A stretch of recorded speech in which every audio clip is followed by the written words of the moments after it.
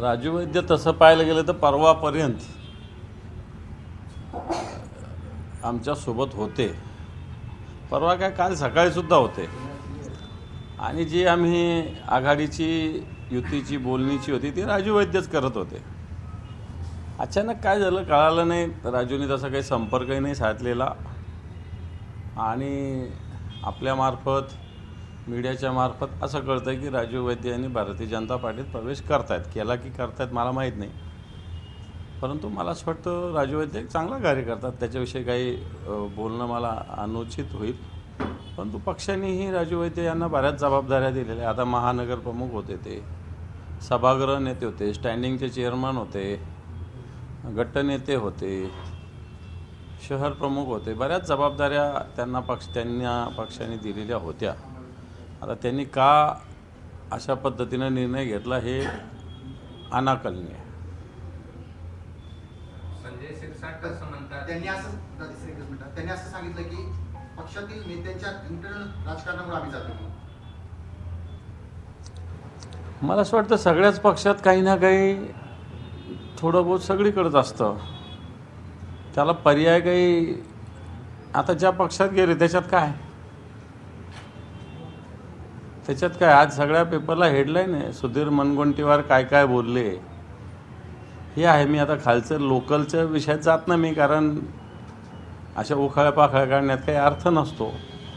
परंतु एक संघटन असो घर असो या ठिकाणी भांड्याला भांडं लागत असतं. म्हणून काय ते घरच सोडायचं असतं अशातलं थोडी भाग आहे. संभाजीनगरच नाही तर पुणे मुंबई या ठिकाणी सुद्धा तुमच्या पदाधिकाऱ्यांचा भाजपमध्ये प्रवेश घेतला जातो. भारतीय जनता पार्टी आधाशासारखं काम करते.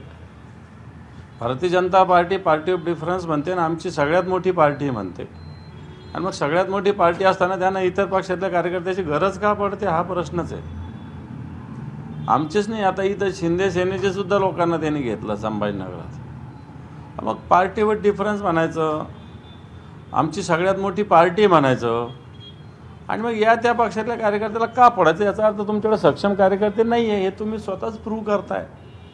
आमच्याकडचे जे सक्षम कार्यकर्ते ते फोडण्यासाठी तुम्ही प्रयत्न करताय. कित्येक मोठ्या मोठ्या ऑफर्स दिल्या जातात, प्रलोभनं दिली जात आहेत कित्येक कार्यकर्त्यांनी. हे भारतीय जनता पार्टीच करते. इथं अनेक ठिकाणी अशा पद्धतीनं प्रलोभनं वेगवेगळ्या पद्धतीनं भारतीय जनता पार्टीचे लोक कोणाला मोठे मोठे कॉन्ट्रॅक्ट देण्याचं. आता इतक्या दिवस आम्ही शिंदेंना नाव ठेवत होतो, भारतीय जनता पार्टीला तसं आम्ही कधी नाव नाही ठेवलं. पण आता तुला 10 कोटीचं काम देऊ, तुला 20 कोटीचं काम देऊ, तुला हे पद देऊ, तुला हे मंडळ देऊ, असे प्रलोभनं कार्यकर्त्यांना दाखवले जातात. ठीक आहे, नंतर हे प्रलोभनं पूर्ण होत नाही, कारण राजकीयदृष्ट्या पुन्हा त्या लोकांना मग आत्ताच्या घडीला त्याला बाटवणं, आमच्या ग्रामीण भागात म्हणायचं की त्याला बाटवायचं एकदाचं, मग संपला विषय. अशा पद्धतीनं भारतीय जनता पार्टी का चे लोक काम करतायत आत्ताच्या घडीला एवढं तर स्पष्टपणे सांगावं लागेल. संजय शिरसाट असं म्हणाले की महायुतीमध्ये मिठाचा खडा टाकला जातो आणि भाजपाच्या वतीने टाकण्यात येतो. म्हणजे भारतीय जनता पार्टीच्या नेते माननीय अमित शाह साहेब यांनी ऑलरेडी मागच्या महिन्यात येऊन सांगितलं की आम्हाला आता 2029 पर्यंत कोणत्याही कुबड्याची गरज नाही. याचाच अर्थ कोणत्याही पक्षाची गरज नाही. आणि म्हणून भारतीय जनता पार्टी त्या अँगलने काम करते हे आपल्याला स्वीकारावं लागेल. तुमच्या कालच्या त्या रशीद मामूंच्या प्रवेशावरून संजय शिरसाट असं म्हणतात की तुमचे काही सहकारी आहेत ज्यांचे 2 नंबरचे धंदे सुरू आहेत आणि त्यासाठीच हा प्रवेश करून घेतला. मला असं वाटतं आमचे कोणते सहकारी एखादा असेल तर त्याचं नाव माननीय पालकमंत्री संजयजी शिरसाट साहेब यांनी सांगितलं पाहिजे. उलटे त्या भागातल्या तुमच्या कार्यकर्त्यांचे काय काय धंदे जर आम्ही सांगितले तर हे धंदे रोखण्यासाठीच या लोकांनी तुमच्याकडं प्रवेश केलेला आहे. नाही तर यांच्यावर MPDA तडीपारी अशा कारवाया करायची पोलिसांनी प्रोसेस सुरू केली होती. त्याच्यातून वाचण्यासाठी या भागातले कार्यकर्ते ऑलरेडी तुमच्याकडे आलेले आहेत. त्यामुळे या धंद्याची जाण तुम्हाला जास्त असेल, मला कमी आहे. पुण्यात अजित पवार 3 दिवसापासून हार मानून आहे आणि दोन्ही राष्ट्रवादी एकत्र येण्याची शक्यता आहे. त्या दृष्टीने सगळे पावलं उचलली त्यांच्या पक्षाचं मला काही माहीत नाही. अजितदादा ठाण मांडून बसले म्हणजे अजितदादा पुण्याचेच आहे, त्यामुळे तिथं बसले म्हणून ठाण मांडून बसले असं म्हणता येणार नाही. पुणे त्यांची पूर्णपणे कर्मभूमी आहे.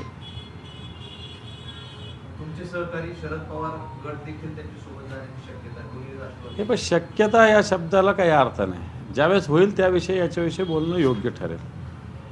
आत्ताच्या घडीला शक्यता या शब्द म्हणण्याला, या शब्दाविषयी उगाच आपण त्याच्याविषयी रिॲक्ट होणं याला कोणताही अर्थ नाही. ज्यावेळेस या गोष्टी होतील त्यावेळेस याच्यावर बोलता येईल, त्याच्यावर व्यवस्थित प्रतिक्रिया देता येईल.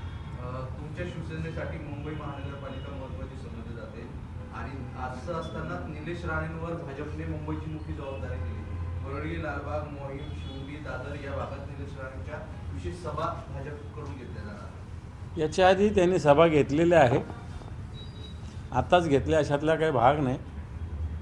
त्याच्यामुळं कोणती पार्टी आपल्या निवडणुका जिंकण्यासाठी वेगळ्या पद्धतीनं जबाबदाऱ्या देत असते, तशा जबाबदाऱ्या दिल्या असतील. त्याच्यात काय, कोणती पार्टी जिंकण्यासाठीच लढत असते ना.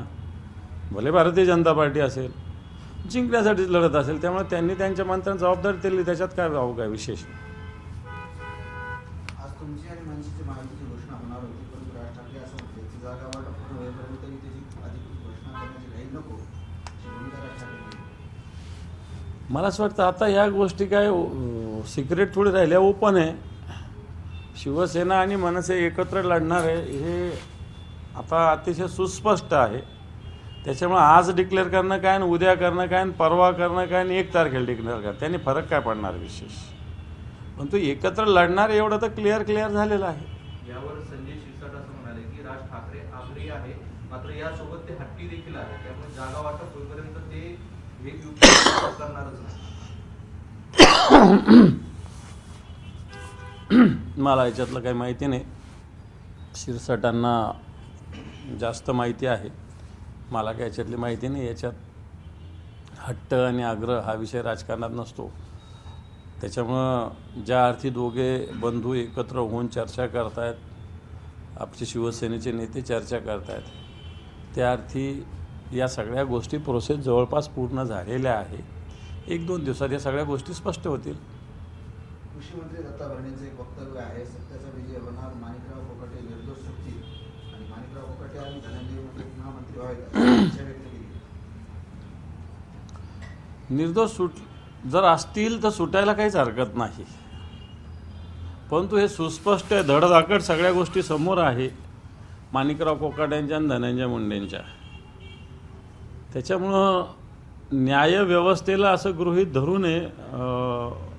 भरणे मामांना माझी विनंती आणि सूचना आहे की न्यायव्यवस्था ही स्वतंत्र आहे. निकाल काय देतील हे त्याच्या मनावर असतं. आणि हे 2 आरोपी आहेत. कोकाटेंचा आरोप वेगळ्या प्रकारचा आहे, परंतु धनुभाऊचा आरोप हा वेगळ्या प्रकारचा आहे, लक्षात घ्या. त्याच्यामुळं मला वाटत नाही अशा पद्धतीनं सुटले तरी एक जनतेच्या मनामध्ये मला कोकाटेंचा जास्त विषय बोलायचा नाही, परंतु धनुभाऊच्या विषयी जनतेच्या मनामध्ये मोठा रोष या सगळ्या प्रकारामुळं पूर्णपणे बसलेला एवढं नक्की. कोर्ट सोडेल न सोडेल हा वेगळा विषय आहे, पण जनता सोडत नसते एवढं नक्की. संजय राऊत यांनी आता एक ट्विट केलं आहे आणि उद्धव ठाकरे आणि राज ठाकरेंचा फोटो आहे, त्यावर असं लिहिलंय उद्या 12 वाजता, म्हणजे उद्या घोषणा होणार. बिलकुल असाच त्याचा अर्थ आहे. त्याचा अर्थच तसा आहे. मी सांगितलं तुम्हाला 1-2 दिवसात, उद्या 12 वाजता. याचाच अर्थ असा आहे की उद्या. संभाजीनगरमध्ये कुणाकुणाचे तुम्ही सोबत जाताय? महाविकास आघाडी सोबत मनसे असेल का? कोण युती करताय, काय करताय? भारतीय जनता पार्टी, शिंदे गट सोडून सगळे एकत्र यावे असा आमचा प्रयत्न चालू आहे. आणि निश्चित सगळे मिळून ही निवडणूक आम्ही जिंकू, लढू आणि जिंकू, दोन्ही करू.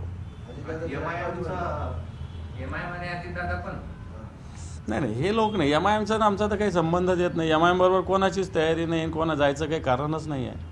अजितदादांचा पक्ष इथं 2-4 वार्डापुरता आहे तसा पाहायला गेला तर. या संभाजीनगरात 2-4 वार्डापुरता नाही, 2-4 माणसांपुरता आहे. त्यांच्याकडूनही तशी आम्हाला खुली आमच्यासोबत येण्याचं त्यांचं सुद्धा तयारी आहे, हेही तुम्हाला सांगतो आता. तशी तयारी त्यांनी दर्शवली आहे तुमच्या बिलकुल दर्शवलेली. मग होईल तसं. अजून आम्ही त्याच्यावर विचार नाही केला, परंतु अजितदादाच्या गटाने सुद्धा तशी तयारी आमच्याबरोबर येण्याची दर्शविलेली आहे. एबीपी माझा, उघडा डोळे बघा नीट.